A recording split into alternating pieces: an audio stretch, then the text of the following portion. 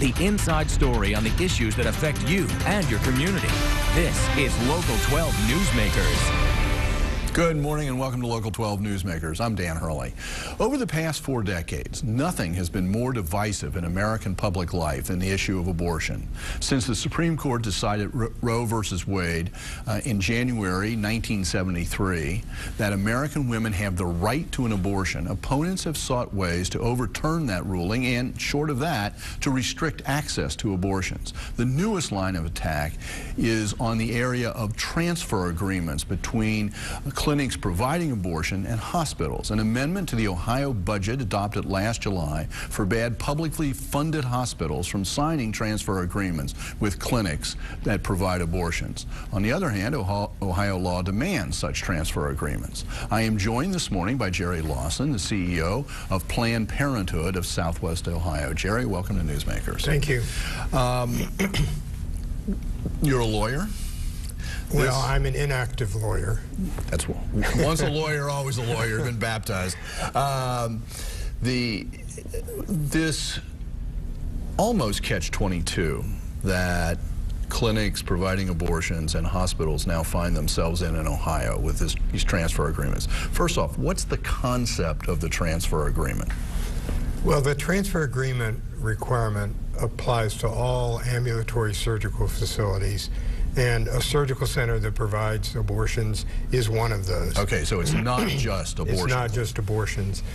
The idea is that if patients are being treated in an ambulatory place where they're not overnight, etc., that they may run into difficulty with whatever procedure they're getting and need to be transferred to a hospital. Mm-hmm. So the idea behind the transfer agreements was to make sure that every ambulatory surgical facility had an agreement with the hospital. It seems unnecessary when you really think about it, because hospitals are not allowed to turn patients away. So our surgical center, for example, is located in Mount Auburn, right on Auburn Avenue. University of Cincinnati Hospital is about a mile away. Christ Hospital is 5 minutes away on foot. And if we had a patient in trouble, we would just have them transported by ambulance to the nearest hospital and they would treat the patient. Mm-hmm. But this provision has been put in the law, we think, to make it harder for abortion services to operate. Has Planned Parenthood had a transfer agreement in the past? Yes. We've had a long-term relationship with the University of Cincinnati Medical Center. We train their residents because they're required to have abortion training available to residents in OBGYN. So there's a long-term relationship. We, in fact, had just renewed our transfer agreement at the end of May of 2013, and we were in good shape when this law that you mentioned in the introduction was passed, saying that a public hospital cannot have a transfer agreement with an abortion provider. So on the one hand, the argument is you have to take care of patients by having a transfer agreement. On the other hand, a public hospital is now not allowed to have one. So it is, I think, a good example of a catch-22. And when we say public hospital, do we mean a publicly owned hospital, or are we talking about a hospital that receives state funding of any kind? It's publicly owned, but it's a little gray. The University of Cincinnati, for example, the hospital is actually owned by UC Health, which is a nonprofit organization. But University Hospital decided that they were going to treat themselves as a public hospital, and they canceled our transfer agreement. So they decided that because of this new provision in the budget. That triggered them to make that decision. Right. Now, the University Hospital, my understanding is that the land is owned by the city. The hospital facility is owned by the University of Cincinnati, but the hospital is actually operated by a nonprofit. So it's a little gray, but they made the decision, we think, that it wasn't a fight they wanted to make on whether they're public or not. And so they canceled the agreement as of the effective date of the law that said public hospitals. So a privately owned hospital could sign one of these agreements, right? Absolutely, absolutely. So in our area, there's lots of privately owned hospitals, but all Catholic hospitals would be out because of their Catholic policies. hospitals will not enter into transfer agreements, obviously, and we found that the other non-religiously based hospitals were also unwilling to enter into transfer agreements with us, the ones that are nearby our For facility. example, Christ. Christ, Good Sam, of course, but that's going to be Catholic affiliated. Right. Deaconess.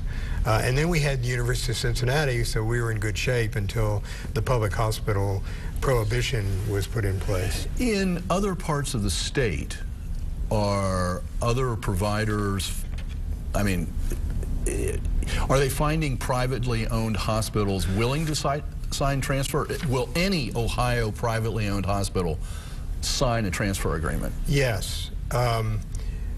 In the Cleveland area, the Columbus area, there are hospitals that will sign transfer agreements.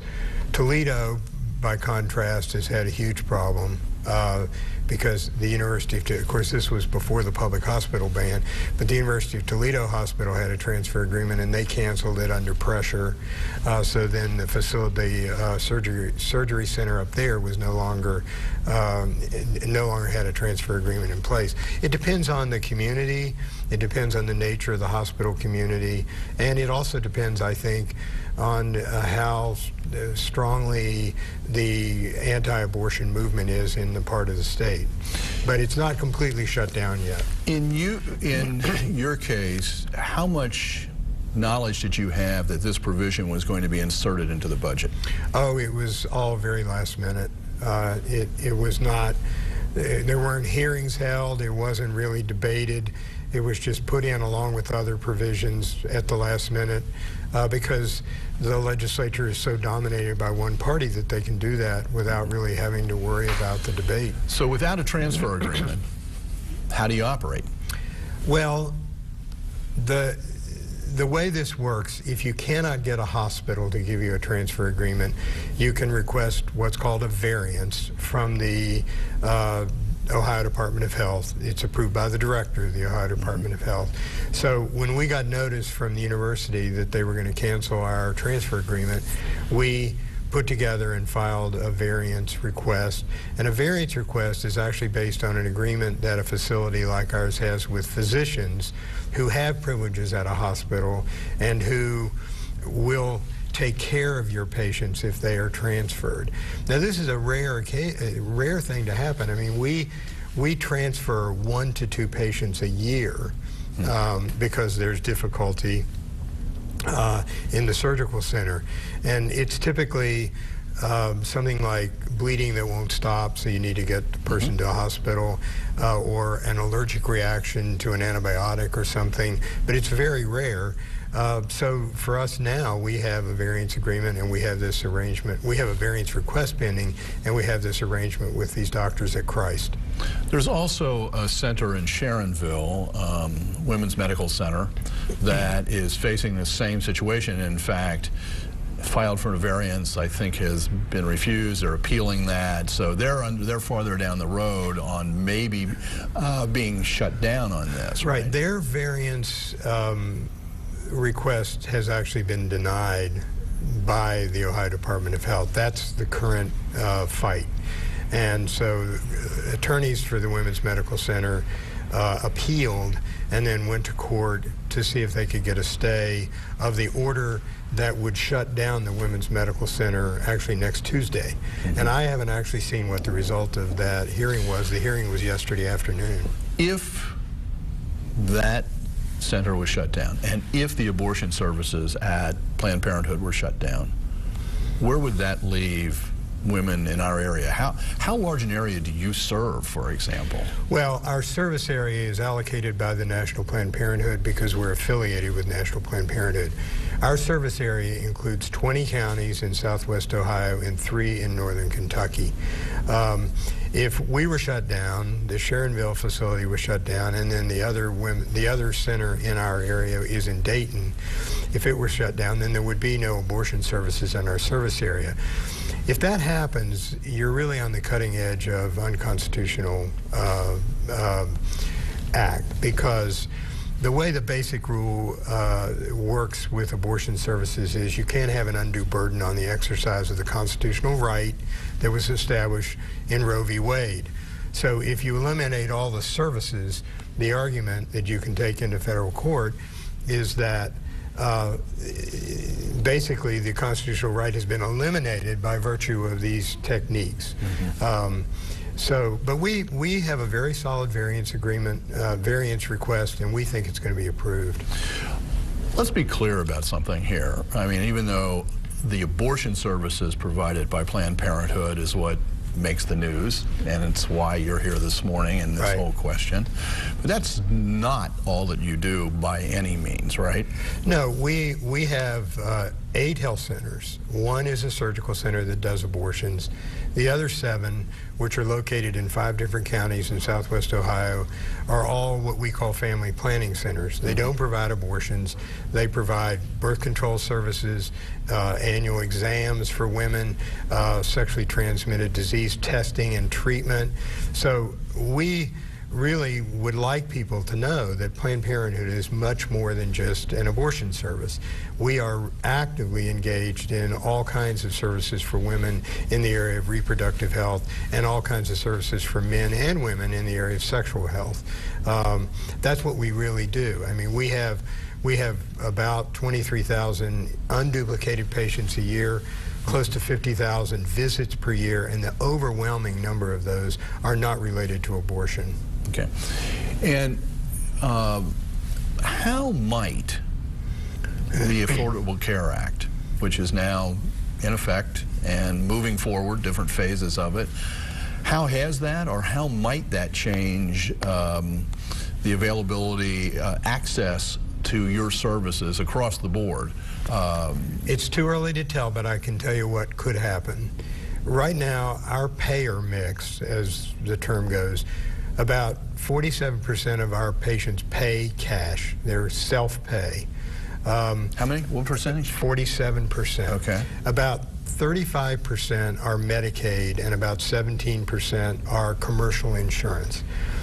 Where the Affordable Care Act would hit would be the 47% who are self-pay. If it works as intended, those patients will either migrate to commercial insurance through the exchange or to Medicaid through the Medicaid expansion. It's too early to tell how that's actually going to work for us. But the hope is that people who are now having to pay for the service out of pocket, which is a deterrent, will be able to get coverage through one or the other of those 2 sources, and then we will see fewer and fewer self-pay and more people with third-party coverage. Let me just ask this. You're a lawyer. You had a practice at Legal Aid for years. Then you had this practice in dispute resolution. Yeah, I was a mediator for about 23 years. Right, and I don't want to, but you were famous for what you did in that area. You and just a few others really working to use the law to bring people together in a collegial way to make decisions in a positive environment. Why'd you take this on? I mean, why do this at this point in your career? Well, one of the things I did as a mediator, I did a fair amount of organizational development and organizational conflict work. I was asked to consider taking on the Planned Parenthood job when they were in a difficult transition period, and that background that I had, besides having been the director of Legal Aid and having management experience, seemed like a good fit. I actually started in December of 11. I was going to be the interim CEO during a transition. After about 18 months, things had straightened out, and the board of Planned Parenthood asked me if I would stay on as, I don't like to use the word permanent, but the real CEO, the real CEO. And I've been a longtime supporter of Planned Parenthood, and I have a lot of friends in the Planned Parenthood support community, so it was a natural fit. So you don't see this, you see this as an easier transition for you, even though you're taking on something that's in the middle of a lot of disputes. It's a big challenge. It's exciting work. I'm enjoying doing it. I think it's really important work because I think the existence of Planned Parenthood and our ability to continue providing this broad array of services for women and some men is really critical. And I think you might point out that Planned Parenthood in this community has been around for 82 years. 82 years, yeah. So it's a long time. It's a long history. One of the oldest ones in the country. Okay. Thank you very much for being here. We'll watch very closely to see what happens. Happy to be here. Okay. Stay tuned. After the break, the annual Macy's Art Sampler opens this Saturday in 16 locations across the metropolitan region. I'll be joined by the new leader of ArtsWave.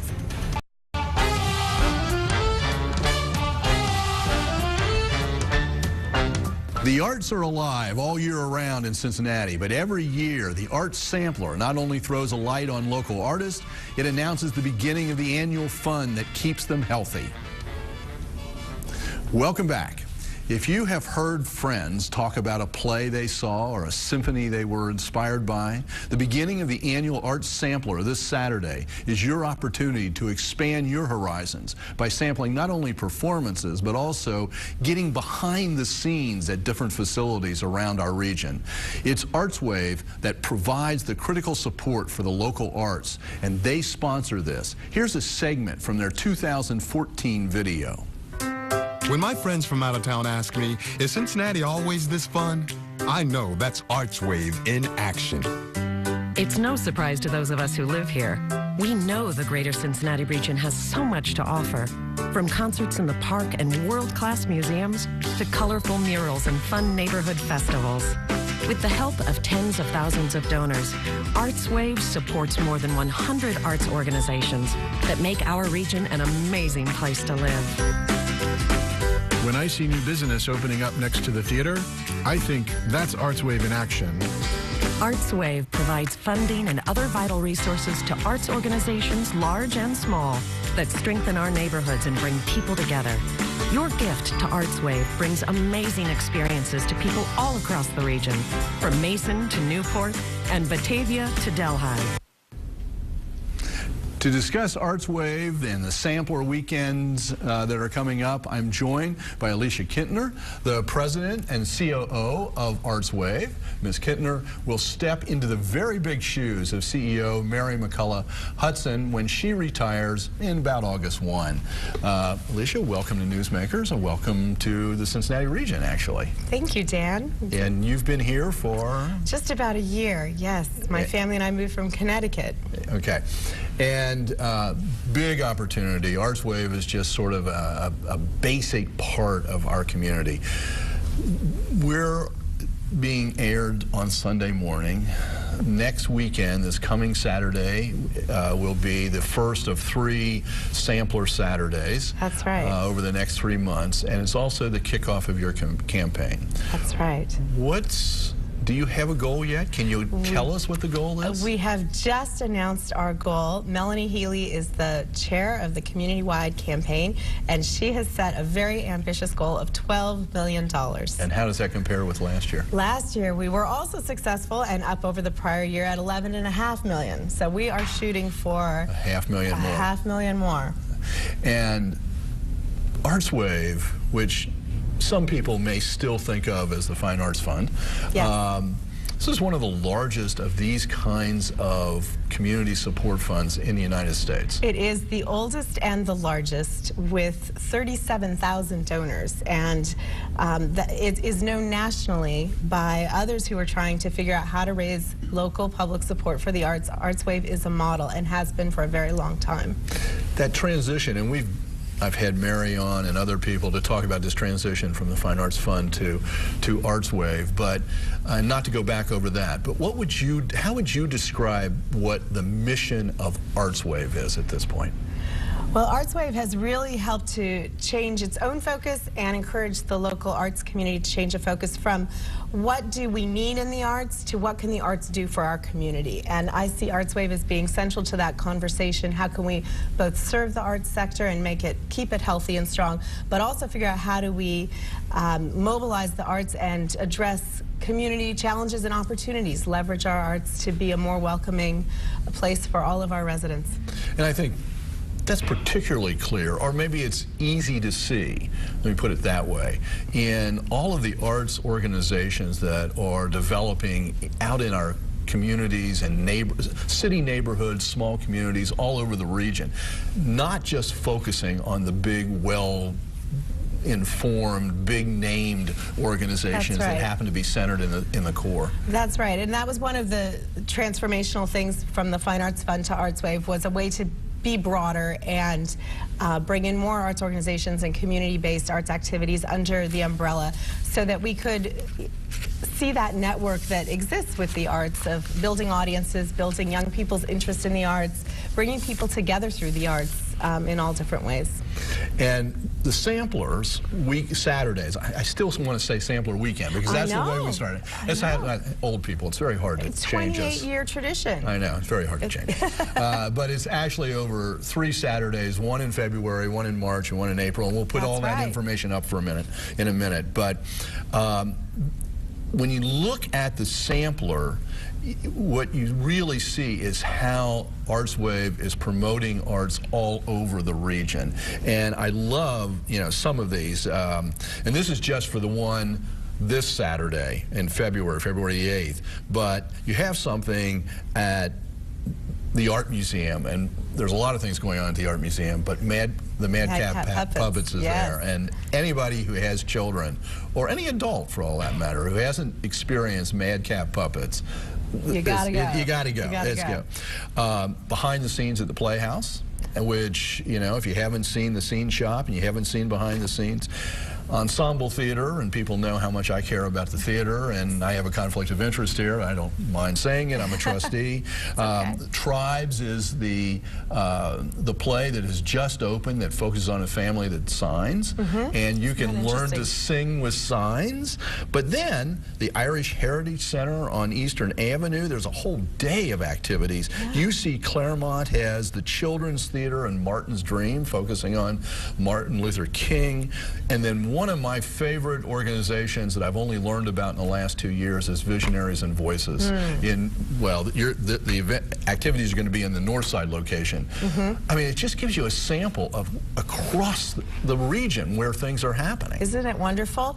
It's, as I said, a 28-year tradition, and one of the many unique things about Cincinnati, and Macy's is again sponsoring all of these free performances. There are 140 activities free over the 3 Saturdays, as you said, in almost 50 different venues. So it really is representative of the region and many different cultures and artistic traditions. So great way to introduce people to the arts. Yeah, we've got the info up right now. So it's February 8th, March 15th, and April 12th, all Saturdays. And there's no way to tell people about all these specific ones, but so you go to the website, the artswave.org, and get all of the detailed information. And we also have an app for this. There's an app for that. There's an app for that. There's an app for that. The Macy's Art Sampler app, available in the iTunes Store, the Google Marketplace, and you can actually search by venue, by neighborhood, by artistic discipline, by age level, and put together your own schedule in the app, and then post your pictures and your comments. And so it's a really great way to find out what to do. I really encourage people to use the sampler, not just to go and reinforce what they already do, but do something they haven't done before. If you've always gone, if you're a season ticket holder at this place, but you've never gone to that theater, or, for me, I'm not good with music. I just don't have much of an ear. Dan. So, I should go to the symphony. I should go to a musical performance on sampler weekends. It's a great way to sample it. And the March 15th event features the joint concert with the Cincinnati Symphony, Opera, May Festival, Ballet, Cincinnati Shakespeare, all on one stage. So that's a good way to. And we just had the head of Brian Phillips, they just had on last week, because they're celebrating their 20th anniversary at the Shakespeare. Yes, with a great achievement of completing Shakespeare's canon. I know. Another amazing thing about Cincinnati and our arts. So you're relatively new. Yes. But as you see things coming up in the samplers, what is it that really, are there specific ones that really excite you? Oh my goodness. Well, I'm looking forward to the April event with the multicultural mini Asian arts festival that's going to be happening, because that, is a little bit different for Cincinnati, and I think that will bring out a whole different group of people and teach us all a lot about a different culture. So I'm looking forward to that one. Okay, that's a good one. Yeah. And there's a lot of good ones. There's a lot. It's hard to pick. Well, thank you for taking on the responsibility for ArtsWave. And as you... It's my honor. We will have you back many times. Thank you, Dan. I want to thank everybody for being here this morning. You can check that website for the detailed information. Join us next week to meet other men and women shaping our community for the future. We leave you this morning with another little segment out of the ArtsWave video for this year. Arts Pass makes it easy to try something new, spend time with friends, and make great family memories. More benefits are available, so be sure to find the giving level that's right for you. When you give to ArtsWave, you help make our community an exciting place with attractive neighborhoods and fun things to do. You help schools succeed and encourage